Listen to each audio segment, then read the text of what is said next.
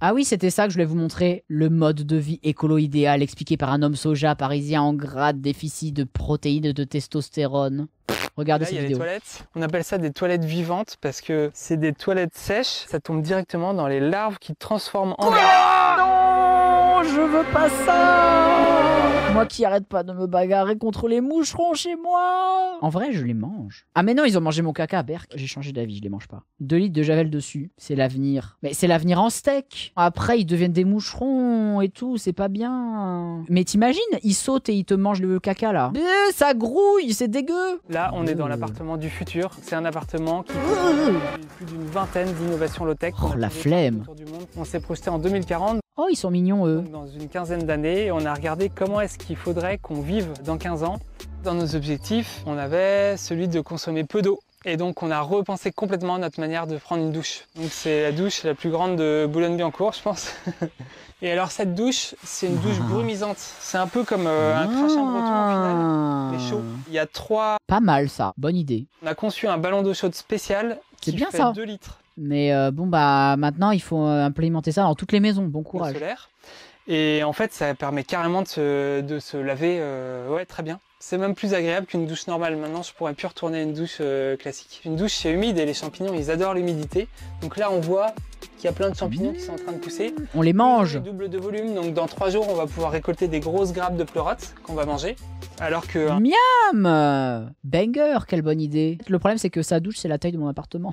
Sinon, avant, on avait des pichets d'eau que l'on mettait dans une vasque et on se lavait au gant de toilette. Voilà, voilà. Ou on les buvait sinon. Un Français, il consomme en moyenne 150 litres d'eau par jour. On arrive à diviser par 10, à utiliser que 15 litres d'eau par jour. Pareil, les déchets organiques, la partie solide, on la met là-dedans. On broie comme ça les déchets. Oh, ça doit puer chez lui. Ça doit sentir le compost et le purin. Et le caca, du coup. Et les larves. Bah, les larves, ça n'a pas d'odeur, je pense. Ça fait une espèce de purée de déchets organiques. Et... Ah, les moucherons! Ah, moi, c'est ça. J'en veux 0 chez moi. Je veux que ce soit immaculé, que je veux être le seul être vivant ici. Et puis, bon, bah, les acariens, je les tolère parce qu'ils sont trop petits. Je peux pas les voir. Lui, il a plein de moucherons chez lui, là. Il y a des larves qui digèrent ces déchets. Et après ça, on les donne à manger à des poules et aussi à notre élevage de grillons. C'est un peu nos colocataires, sauf qu'on les mange. Des grillons! C'est un peu comme ils sont mignons, je les aime bien. Ça ressemble pas mal à des crevettes. On les ébouillante, ensuite on les fait revenir à la poêle avec un peu d'ail, un peu de Caro par exemple, elle adore les manger avec un peu de fromage. On a créé... Du fromage? Non, je leur fais pas confiance, je suis sûr que leur fromage c'est du fromage de pied là. Ils se sont râpés les pieds, ils ont fait du parmesan avec. Ils sont tellement 0 déchet, je leur fais pas confiance. Caro, tu manges le fromage des pieds. Tout ça chez moi c'est non. Ah bah bien sûr que c'est non. Caro elle fait des tote bags. Ouais mais elle fait des tote bags en rognure d'ongles de pied. Et une expérience qui va durer 4 mois. Pendant laquelle on mesure tout sur la santé, sur l'empreinte écologique. C'est elle, c'est Caro, regardez. Caro la mangeuse de fromage de pied. Sur les émissions de gaz à effet de serre, sur l'accessibilité financière, etc. La cire d'oreille pour faire des bougies, mais oui. Et à la fin de cette expérience, on va pouvoir dire ce qui a marché, ce qui n'a pas marché. Ce que j'aime bien dans ce mode de vie, c'est que on a... En vrai, regardez leur basilic stylé. Hein. Ramené de la nature en ville. On vit avec des plantes, avec des champignons, avec des insectes, avec des bactéries, avec plein de choses que d'habitude on rejette des villes. Moi, j'ai jamais... Ouais, bah je te donne les miens si tu veux. Je te donne les moucherons, t'inquiète. À l'aise. J'ai vraiment vécu en ville, mais j'avais l'idée qu'en ville, même s'il y a plein de monde, on vit de manière un peu individuelle. Ici, on a créé des collaborations avec une quinzaine de personnes, par exemple pour l'épicerie collaborative.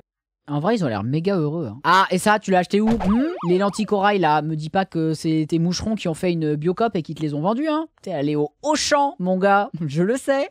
Je reconnais les lentilles du Auchan. Avec la ferme, l'éleveur de grillons, celui qui clone les champignons, etc. Et en fait, c'est hyper social comme mode de vie. Plutôt oui, c'est vrai, il parle à ses moucherons. Que le schéma classique d'une ville où tout est un peu payant, tout est un peu économique, où on va acheter à l'autre ses services, etc. Là, ça crée vraiment une super ambiance, en fait. Ça manque de nuggets au poulet. Ça manque de bonbons, ça manque de fun, ça manque de tous les trucs qu'on n'a pas le droit de faire mais qu'on aime bien faire. En vrai, franchement, force à lui, hein. Gros projet. Lui, Bobo, bah ouais, parce qu'apparemment c'est un mec qui a un nom à particules. Et ouais, pour habiter à Boulogne-Billancourt et avoir ce genre de surface, T'inquiète que t'es bien riche. C'est pas vraiment chez lui, c'est la mairie qui a mis un appart à leur disposition pour l'expérience. Ah, c'est un rat de laboratoire en plus. Mais bon, Bobo gentil quoi, il essaye de trouver des idées. Bon, et son truc de larve, je suis pas convaincu. Hein. Je demande à voir les criquets au goût fromage de pied. Par contre, ouais, la douche, elle a l'air stylée quoi. Bah, on n'est pas prêt et prête, hein, vous voyez les gens. En vrai de vrai, ce serait peut-être le genre de vie qu'il faudrait qu'on ait à moyen long terme. On n'est pas prêt et pas prête, hein. Pas du tout. Enfin, imaginez de mettre ça à l'échelle du monde entier, quoi. Je vois pas comment on va faire, en fait. C'est bien si ça peut faire innover et si ça peut aider au niveau de la faim dans le monde à se dire, bah voilà, faire des cultivats de bestioles et tout ça, bon, pourquoi pas. Ça montre que c'est possible. Ouais, mais l'échelle du truc. Et puis surtout, là, il faut se dire que, genre, t'as tous les petits pays, là, du sud global, à qui on n'arrête pas de prendre des ressources, de prendre des richesses. Et là, qui commencent à s'industrialiser, on va arriver, on va leur dire non, arrêtez en fait. On a décidé que c'était pas bien de faire ça. Donc arrêtez de vous industrialiser, arrêtez d'avoir des voitures, arrêtez de polluer. Maintenant, vous allez manger des criquets. Et il faut être en mode les gars, enfin en fait, on mangeait des criquets avant que vous nous sautiez dessus et que vous nous pilliez de toutes nos ressources quoi. Donc on n'est pas trop d'accord en fait. Genre maintenant, nous, on va aussi vivre la fast life. Nous aussi, on va manger au McDo et tout ça quoi. Qu'est-ce que vous voulez leur dire? Moi, je trouve que c'est une vision encore très européano-centrée, quoi. C'est le white guilt un peu, hein. Vous voyez? C'est une fois de plus vouloir imposer des trucs à des pays à qui on n'a pas arrêté d'imposer des trucs et j'avoue que éthiquement, je sais pas trop où me placer par rapport à ça.